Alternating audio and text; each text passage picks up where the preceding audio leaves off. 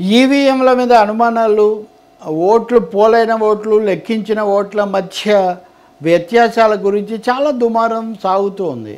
దీని మీద కనీసం 2 నివేదికలు చాలా నిర్దిష్టంగా, స్పష్టంగా కొన్ని ఆరోపణలు తీసుకొచ్చాయి. అవి దేశమంతటి ముందు పెట్టాయి. అదేం పెద్ద రహస్యమేం లేదు. వాళ్ళు బాహాటంగానే విడుదల చేశారు. ముంబైకి చెందినటువంటి ఓట్స్ ఫర్ డెమోక్రసీ VDF అనేటటువంటి నివేదిక ఒకటి, తర్వాత ADR association for democratic reforms అనే సంస్థ ఒకటి. వీళ్ళిద్దరు కూడా నిర్దిష్టమైనటువంటి ఆరోపణలతో, ఫిర్యాదులతో నివేదిక విడుదల చేశారు.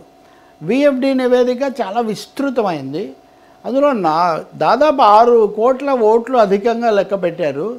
ఒక 90-80 నియోజకవర్గాల పైన బీజేపీకి రావడానికి ఈ అవకతవకలు కారణమయ్యాయి.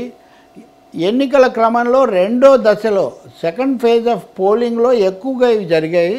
ఆ దశలో స్థానాల్లో దాదాపు అనేక రాష్ట్రాల్లో మొత్తం స్థానాలు బీజేపీకి వచ్చాయి. అదే రాష్ట్రాల్లో తర్వాత దశలో స్థానాలు వాళ్ళకి రాలేదు.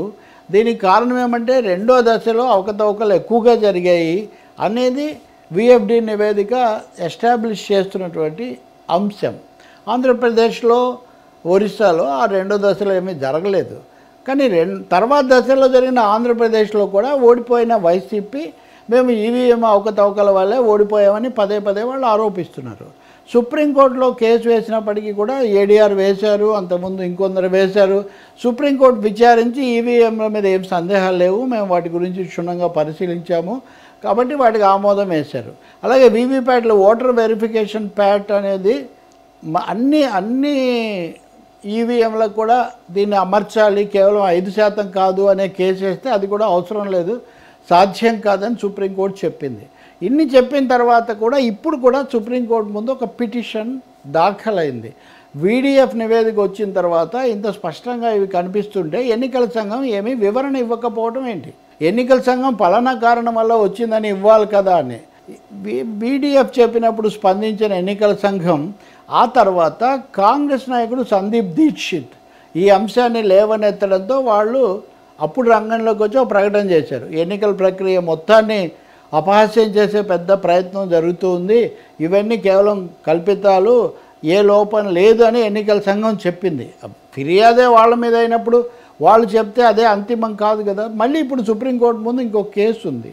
సో ఇప్పుడు దీన్ని విచారణకు చేపట్టిన ధర్మాసనం గతంలో జస్టిస్ సంజీవ్ ఖన్నా దీని మీద తీర్పిచ్చున్నారు కాబట్టి ఈ కేసు కూడా ఆయన చూస్తే బాగుంటుందని చెప్పి వాళ్ళు చెప్పారు. ఆ కేసు తొందరలో సుప్రీంకోర్టు ముందుకు వస్తుంది. వాళ్ళు ఏం చెప్తారు అనేది ఒక కోణం. ఇంతలోపల ఎన్నికల సంఘము లేదా ఇప్పుడున్న నిబంధనల ప్రకారం కూడా పోలింగ్ తర్వాత వారం రోజుల్లోనూ 10 రోజుల్లోనూ ఫిర్యాదు చేస్తే వాళ్ళు కోరుకున్న ఈవీఎంలను మేము లెక్క పెడతాము అని ఒక నిబంధన ఉంది. దాని ప్రకారం ఆంధ్రప్రదేశ్లో కూడా ఒక 3 ఎంతమందో వేశారు. వాళ్ళలో 2 ఒంగోలులో ఎంపీగా పోటీ చేసిన వైసీపీ అభ్యర్థి బాలినేని శ్రీనివాసరెడ్డి, విజయనగరం నుంచి ఎంపీగా పోటీ చేసినటువంటి బెల్లాన చంద్రశేఖర్ అని ఆయన, వీళ్ళిద్దరు కేసులు ఇప్పుడు రాబోతున్నాయి. ఇందులో ఈవీఎంకి ఇంత కట్టాలని ఒక లెక్క ఉంది. ఆ లెక్క ప్రకారం చేస్తే వాటిని తయారు చేసినటువంటి ECIL ఇంజనీర్లు, సాంకేతిక నిపుణులు వాళ్ళతో ఇంటరాక్ట్ అయ్యి వాటిని ఓపెన్ చేస్తారు. ఇప్పుడు దాని ప్రకారం 6.5 లక్షలు దాకా బాలినేని శ్రీనివాసరెడ్డి చెల్లించారు. ఈ చంద్రశేఖర్ అని ఆయన కూడా 1 లక్ష రూపాయల దాకా ఈయన కూడా, అంటే ముందుగా డిపాజిట్ కట్టాలి, అప్పుడే వాళ్ళ ఖర్చు అదంతా అభ్యర్థులు భరించాలన్నమాట.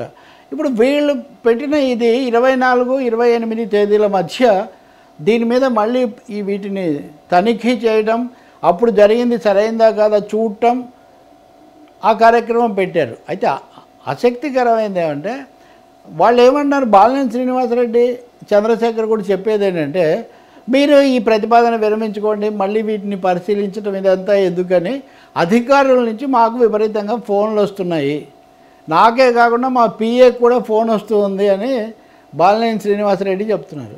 ఏం చెప్పినా కానీ వాళ్ళు కట్టారు, దాని మీద తనిఖీ మళ్ళీ సమీక్ష జరగాలి అన్నది దాదాపు రంగం సిద్ధమైంది. కాబట్టి ఇది ఒక ప్రెసిడెంట్, ఇది ఒక ఉదాహరణగా నిలబడుతుంది. ఇవి కాకుండా ఇంకొక 4 ఉన్నారు వివిధ రాష్ట్రాలకు చెందిన వాళ్ళు డబ్బులు కడితేనే తీసుకుంటారు, ఎందుకంటే వాటికి ఆ మాత్రం ఖర్చు అవుతుంది, అది మాకు సంబంధం లేదు అని ఎన్నికల సంఘం చెప్తూ ఉంది. సో ఈ నేపథ్యంలో ఇక్కడ దేశంలో విఎఫ్డి నివేదిక, ఏడీఆర్ నివేదిక, సుప్రీంకోర్టు తీర్పులు ఒకటైతే ఆంధ్రప్రదేశ్లో కొంచెం తీవ్ర స్థాయిలో రాజకీయ ఉద్రిక్తతలు, వివాదాలు, అసహనాలు ఉన్నాయి. కాబట్టి ఈ రాష్ట్రంలో అభ్యంతరం పెట్టిన బాలినేనికో లేకపోతే చంద్రశేఖర్ స్థానంలోనో ఏం జరుగుతుంది అన్నది చాలా ఉత్కంఠగా ఉండే ఒక పరిణామం.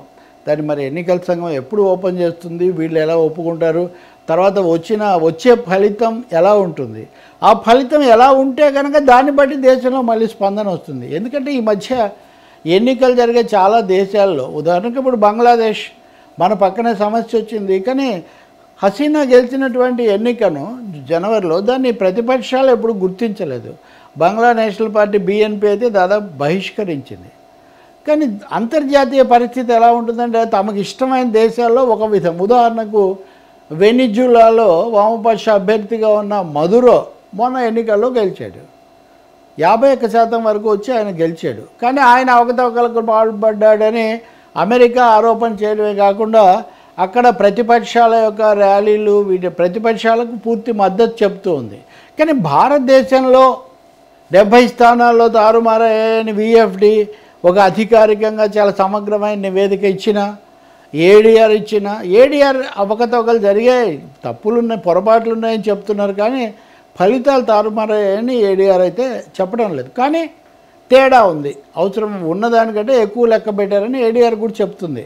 వీటి మీద మనకు అంతర్జాతీయ స్పందనే కనపడదు. ఎక్కడో చిన్న దేశమైన వెనిజులా దాని మీద అంత స్పందన చూపించే అంతర్జాతీయ శక్తులు, ముఖ్యంగా పాశ్చాత్య దేశాలు కానీ అమెరికా కానీ భారతదేశంలో వచ్చే వీటిని ఎందుకు పెడచెవిటి పెడతాయి మనకు అర్థం కాదు. సరే, మదురో ఎలాగో ఇప్పుడు అధికారం స్వీకరించారనుకోండి, భారతదేశంలో ఈ 2 స్థానాలు తెలుగు రాష్ట్రాలకు అలాగే దేశానికి కూడా ఇవి చాలా విలువైనటువంటి అంశాలు ఈ పునఃసమీక్షలో తెలుస్తుందని మనం ఆశించాలి. అది పూర్తి అవ్వడం కూడా చాలా మంచిది. ఎందుకంటే కొన్ని వివరాలు బయటకు వస్తే దాన్ని బట్టి అంచనా వేసుకునే అవకాశమైన మిగతా చోట్ల కూడా ఒకటి ఉంటుంది. ఒకే ఒక పరిష్కారం అందరూ చెప్పేది, వీవీప్యాట్ను పెట్టడంలో ఏమీ చిక్కులేదు, ఈసీఐఎల్ సిద్ధంగా ఉంది, వీవీప్యాట్ పెట్టాలి. అంతేకాకుండా ఇప్పుడున్న పద్ధతిలో మనం ఓటేసిన తర్వాత అది వీవీప్యాట్కి వెళ్తుంది. వీవీప్యాట్ ఓకే అని సర్టిఫై చేసిన తర్వాత అప్పుడు అది కంట్రోల్ యూనిట్కి వెళ్తుంది. ఇది బండి ముందు గుర్రం వెనక పెట్టినట్టుగా ఉంది. ముందు కంట్రోల్ యూనిట్కి వెళ్ళి తర్వాత వీవీప్యాట్కు రావాలి అని ప్రతిపక్షాలు కానీ నిపుణులు కానీ కోరుతున్నారు. ఇప్పుడు అసెంబ్లీ ఎన్నికలు జరగాలి కదా త్వరలో. కాశ్మీరు, హర్యానా, మహారాష్ట్ర, అక్కడైనా ఇలా చేస్తారని మనం ఆశిద్దాం, కోరదాం.